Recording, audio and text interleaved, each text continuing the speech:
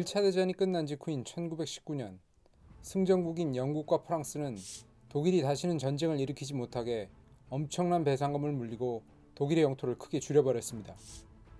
독일에 대해 비교적 관대한 처분을 원했던 또 다른 승전국 미국과는 달리 독일과의 오랜 전쟁으로 너무나 많은 전사자와 불구가 된 퇴역군인들, 그리고 전쟁 고아와 미망이 발생한 영푸는 독일을 군사적인 전름발이로 만들고자 독일의 병력을 10만으로 제한하는 조항까지 삽입하였습니다. 이 조항에 더해 독일의 군사력에 치명적인 제한 조치를 추가했으니 그것은 바로 독일 해군의 자랑인 잠수함과 그 중요성이 크게 증가하던 전투기, 그리고 이제 막 새롭게 핫한 무기로 떠오르고 있던 전차, 즉 탱크를 만들지 못하게 한 것이 바로 그것이었습니다. 그중 전차는 1차 대전을 종식시킨 최종병기였습니다.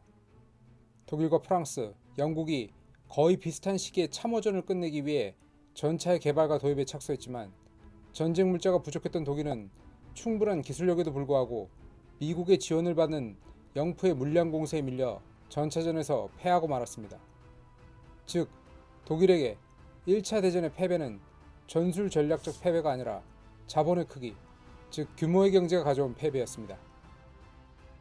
따라서 전쟁 후에 사회 민주주의자들을 주축으로 들어선 독일의 바이마르 공화국이 민주적이고 평화적인 정부였음에도 당시의 독일 정부에게도 1차 대전은 씻을 수 없는 상처로 남아있었습니다. 이런 이유로 바이마르의 군부는 베르사유 조약을 위반하면서까지 전차 개발에 나섰습니다.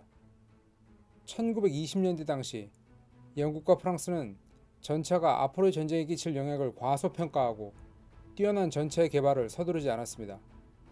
반면 전차 때문에 전쟁이 졌던 독일은 전차의 중요성을 뼈저리게 느끼고 이를 만회하기 위한 새로운 전차 개발에 착수했습니다. 영국과 프랑스가 서슬퍼렇게 지켜보고 있는 것을 알고 있었던 독일 군부는 당시 적백 내전을 끝내고 스탈린 집권기에 들어선 소련에게 손을 내밀었습니다. 즉, 독일이 전차 개발 기술을 전해주는 대가로 소련에 비밀리에 전차 공장을 만들어 독일과 소련의 기술자가 협업하여 전차 개발과 시험에 착수한다는 것입니다. 이런 독소 협업의 결과로 탄생한 무기가 바로 1929년에 완성된 펜저1이라는 전차였습니다. 기존의 전차보다 훨씬 빠른 시속 37km로 빠르게 움직이며 벌판을 가로지를 수 있었던 펜저 전차의 탄생은 2차 대전의 전술적 방향을 바꾼 결정적 사건 중 하나였습니다. 시간이 다시 흘러 1933년, 독일에는 나치 정부가 들어섰습니다. 히틀러는 정권을 잡은 후 펜저 전차의 존재를 알게 되고는 크게 흥분했습니다. 펜저는 속전속결을 선호하는 히틀러의 구미에 딱 맞는 무기였던 것입니다. 이런 히틀러가 구상한 전술적 목표는 하인츠 빌헤름 구데리안에 의해 현실화되기 시작했습니다. 구데리안은 1차 대전 기간 동안 무선통신병과를 전문으로 복무하면서 통신기술의 중요성에 대해 파악한 혁신적 군인이었습니다. 그는 1차 대전 기간 동안 비교적 짧은 기간이지만 적의 약한 구획을 돌파한 후 적을 배후에서 포위하여 섬멸한다는 충격 보병 전술 역시 연구한 전력도 있었습니다. 이런 구데리안의 경력은 전격전의 이론적 기반을 만드는 데 기여했습니다. 1차 대전이 끝난 후 1929년 당시 바이마르 공화국이 소련과 합작하여 비밀리에 전차 제작에 들어가게 되었을 때 구데리안은 직접 소련으로 건너가 이 과정에 참여하였습니다. 이후 1933년에 나치 정권이 들어서자 구데리안은 자신의 전술 지식과 펜저1 탱크의 재원을 활용하는 전술 실험을 전개하였고 나치는 그의 실험 정신을 적극적으로 지원했습니다. 그리고 1934년 그의 시연을 지켜본 히틀러는 그의 강력한 후원자가 되어주었습니다. 히틀러는 바로 이 시기부터 베르사유 조약을 완전히 무시하며 강력한 군사력 증강에 들어갔습니다. 그리하여 공군인 루프트와페, 보병인 베어마크트 내에 펜저 탱크로 이루어진 펜저 사단, 그리고 이를 보조하는 육군 내의 기동화 부대가 합쳐져 나치 전술의 핵심을 구성하게 되었습니다. 특히 기동화 부대인 슈넬렌 투르펜이 구데리안의 지휘하에 놓이게 되면서 마침내 나치의 전격전 전술은 빛을 보게 됩니다. 구데리안의 전술적 컨셉은 다음과 같았습니다. 첫째, 우선 탱크를 이용해 적의 약한 고리를 끊고 적의 배후로 치고 들어간다. 이때 이 전술을 효과적으로 수행하기 위해 탱크는 다른 보병에 종속되지 않고 독립된 부대를 이루어 적에게 집중 타격을 가하는 데 사용된다. 둘째, 탱크를 뒤따라 보병이 진군하게 되는데 이때 철저하게 기동화된 형태, 즉 예를 들어 트럭이나 모터바이크와 같은 형태로 재빠르게 이동한다. 이들은 적의 보병을 공격하여 무력화시키고 탱크가 지나가는 후방을 재빠르게 안정화시킨다. 셋째, 전투기와 포병은 공중과 원거리에서 적의 중화기를 무력화시켜 탱크와 보병의 진격을 지원한다. 넷째, 마지막으로 이 전술을 수행하는 주체들은 모두 최신 무선 교신을 통해 실시간으로 긴밀히 연락하고 협조한다. 이런 모든 준비가 완성된 후 앞서 언급한 부대들은 하나의 몸체가 되어 적의 약한 고리를 공략하게 됩니다. 실전은 언제나 이론보다 복잡하기는 하지만 궁극적인 목표는 강력한 적의 전방을 피해 돌아들어가 적을 포위하는 것이었습니다.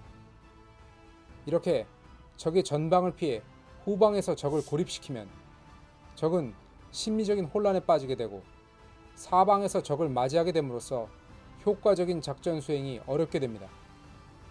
또한 적은 후방에서 보급과 지원마저 차단당한 상태가 되면서 자신의 전력을 100%로 이용할 수 없는 위험에 처하게 되는 것입니다. 게다가 지상에서 이를 수행하는 펜저 부대와 기동화 육군에 앞서 항공부대가 적이 효과적인 저항을 우선적으로 차단시키는 역할을 수행하는데 이 역시 아군의 손실을 줄이기 위한 중요한 밑박달기 작업이 됩니다. 기동력에서 앞선 공군은 아군이 적을 제압하자마자 바로 다음 타겟을 공략하여 길을 열고 펜저 부대와 보병은 바로 다음 목표를 공략하여 전투를 이어나가게 됩니다. 이런 식으로 빠르게 적의 영토를 유린하는 것은 바로 1차 대전에서의 독일이 처했던 문제를 해결해 줍니다. 즉 1차 대전 초기 프랑스가 제1전선이 붕괴되자 후방에 또 다른 전선을 만들어 아군을 저지하기 위해 참호를 파 참호전으로 전쟁을 끌고 들어갔던 시도 자체를 무력화시키겠다는 것입니다. 그렇게 되면 적 주위부의 침착한 대응 자체를 불가능하게 만들 수 있는 것이죠. 이것이 바로 전격전의 기본적인 모델입니다. 흔히 전격전은 나치 독일군의 독특한 전술적 컨셉으로 알려져 있지만 이것은 사실이 아닙니다. 우선 전격전, 즉 블리츠크리크라는 말 자체가 독일군에서 공식적으로 쓰이던 용어가 아니었습니다. 전격전의 아버지로 불리는 구데리안조차 자신의 저서에서 고작 한두 번 정도 이와 비슷한 말을 사용했을 정도로 전격전은 하나의 정립된 전술적 개념이 아니었습니다. 오히려 2차 대전 발발 후 독일군의 전광석화 같은 공격에 놀란 영국 언론이 이 말을 사용하면서 유명해졌다고 보는 것이 더 사실에 가깝습니다. 전격전의 실질적인 전개 과정 역시 완전히 새로운 개념이 아니었습니다.